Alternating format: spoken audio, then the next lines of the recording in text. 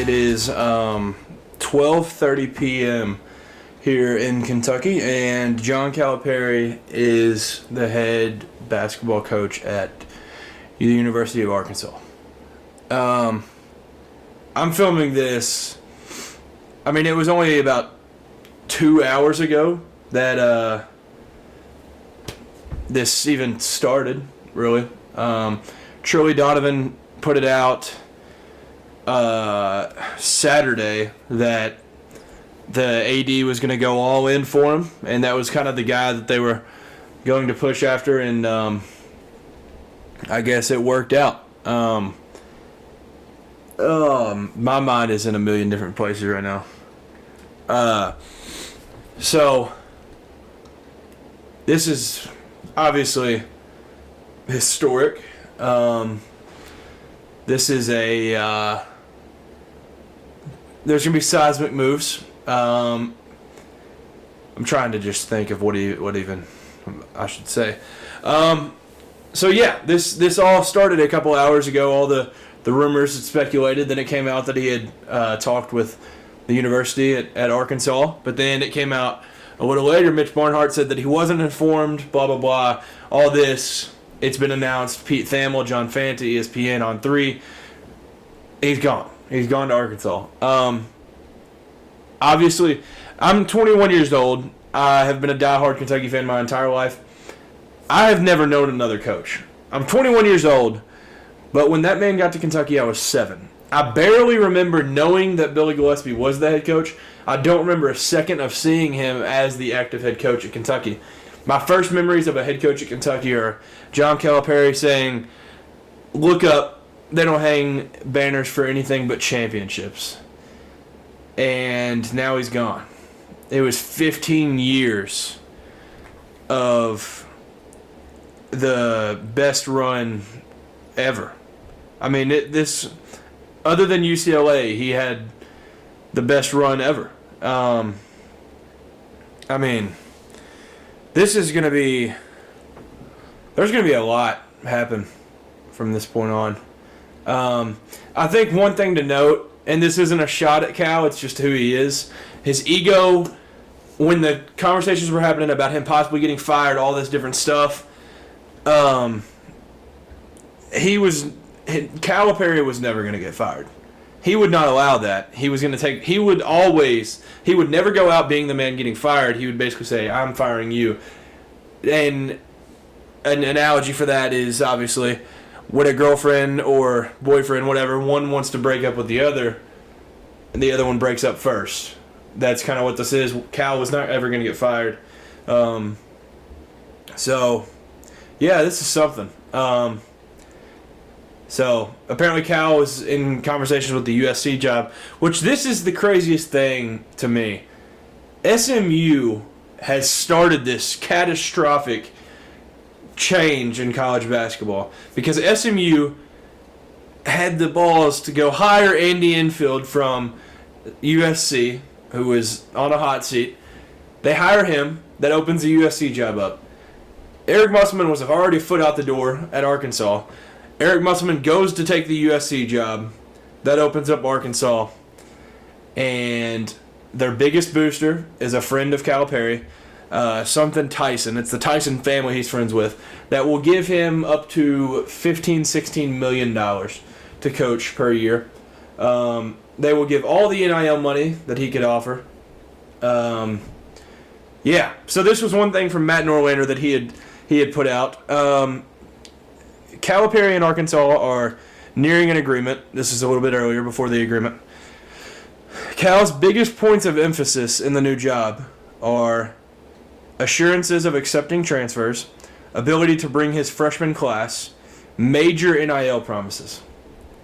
So that, in a way, means that he's going to build an absolute juggernaut in Fayetteville. And there's nothing anybody can do to stop it. He's already the best recruiter that there's ever been in the history of the sport. And he's doing this now with the craziest NIL money possibly in the country. So he'll bring... We have six freshmen committed to Kentucky right now. He will bring all 6 of those, I would almost bet, maybe 5, but I don't know if Travis Perry is even going to go. Travis Perry may decommit, go to Ole Miss, something like that. I'm not sure. Liam McNeely is still being recruited by Cal, who's Kentucky, but he might go join. They're going to get every transfer. They'll get some of these guys back that entered the transfer portal. They're going to build an unreal roster. And I hate it because now he's got a chip on his shoulder. This is groundbreaking. This is unreal. Seth Davis chimed in. He said, Calipari going to Arkansas is one of those seismic shifts that is good for all parties. He needs a fresh start, and so does Kentucky. Kentucky needs to back up the Brinks truck for Nate Oates. This is a no-brainer. He has an 8-figure buyout, but he's worth it, and Kentucky has the money. So, obviously, huge buyout for Nate Oates.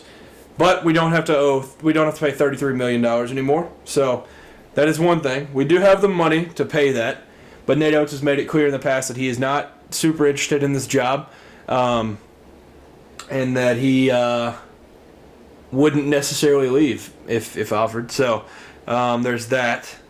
I think it would be a great hire. It's a young guy that you could have for a super long time that is analytically ahead of the game, coming off a Final Four run. Obviously, there's a little risk behind it, but it's a good hire. Obviously, the one on everybody's list, and if it's not your 1-1, I don't know what you're thinking, is Danny Hurley. Dan Hurley of the UConn Huskies.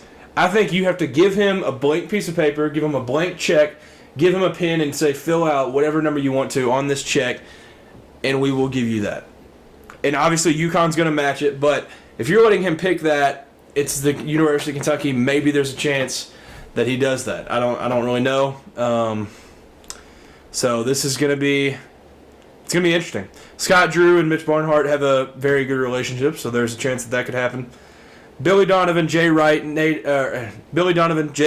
Brad Stevens. Those are the big three of guys that will call, that will say no. I don't even think you really need to bother at this point. I don't think that's necessarily a great move to even try at this point.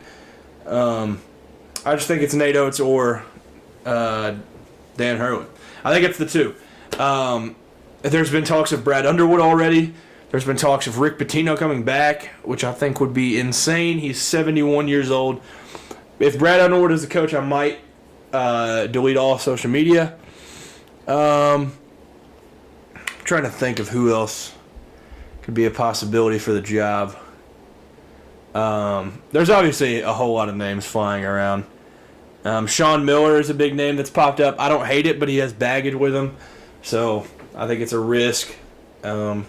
Chris Beard, it's not going to happen. So it's a weird time, man. But yeah, as a Kentucky fan, this is the only guy I've ever known walking the sidelines, and I hate that it's going to end this way. But he said that he feels unwanted.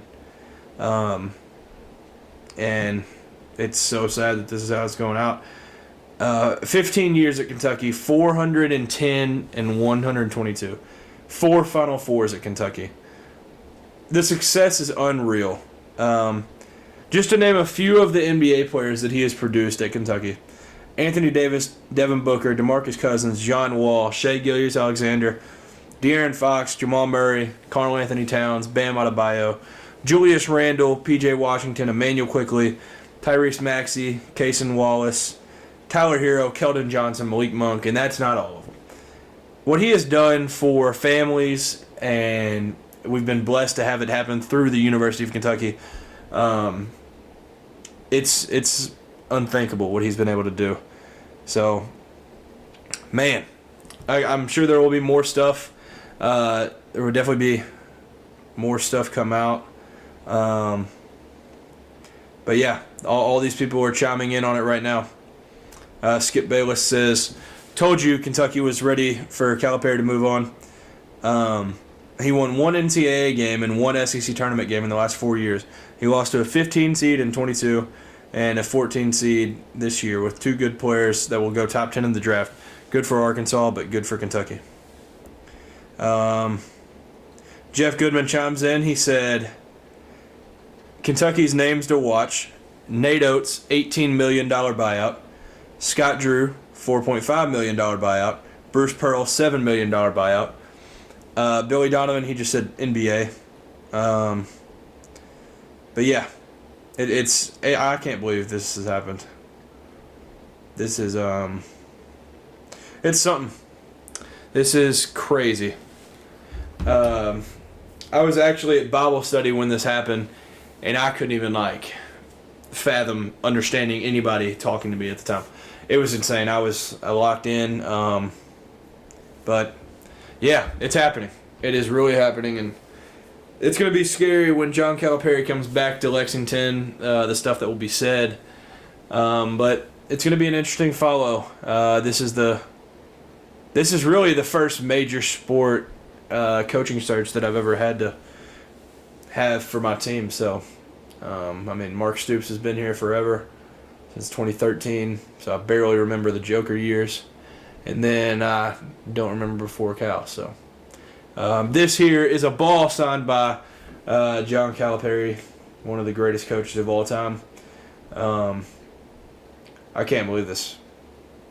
I can't believe I'm going to have to go to sleep at some point tonight. I don't know if I'll ever sleep. But once I do go to sleep, I have to wake up with the thought of John Calipari being a coach in the SEC, not for Kentucky.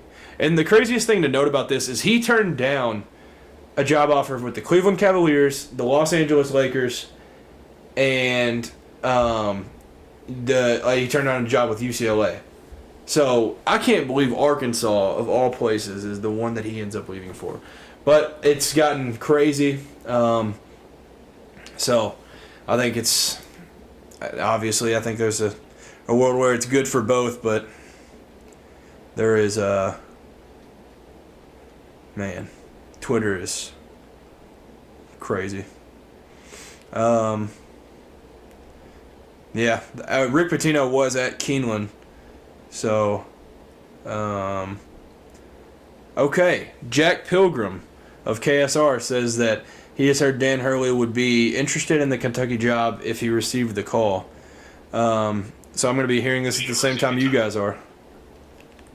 I want to make it very clear, and I hope if Mitch Barnhart, you're listening, it's been made aware to me that Dan Hurley is somebody who would listen if the phone call rang from the University of Kentucky. That's very, very big news. That would be absolutely insanity. That would maybe keep some recruits. A lot of Billy Donovan talk. Man. Yeah, this is crazy. So, thank you all for tuning in. Like I said, there's definitely going to be a lot more news and stuff coming out, but John Calipari is no longer the coach at the University of Kentucky. I can't believe it. Man. So, I will say this is a shameless plug, or not shameless plug. This is a shout out, not paid, not sponsored, anything. Y'all should go listen to Sources Say. They have actual sources inside the program. I have a few sources that are connected to the program. They're in the program. So go listen to that. It'll be on YouTube. Definitely go check that out for their thoughts and stuff. So thank you all again for tuning in to yet again another episode of The Jump. This is insane. I will have another video coming up maybe tomorrow about the Final Four because it is 12:44 right now and there is a national championship in, man, it's late. What is it? It's at 9:20. So it's it's less than 24 hours. That's all I'm going to say. I don't feel like doing math right now. Thank you for tuning in. Enjoy the national championship. I'm going to get this up as quick as possible. I'm crushed. I will not be able to sleep tonight. See y'all.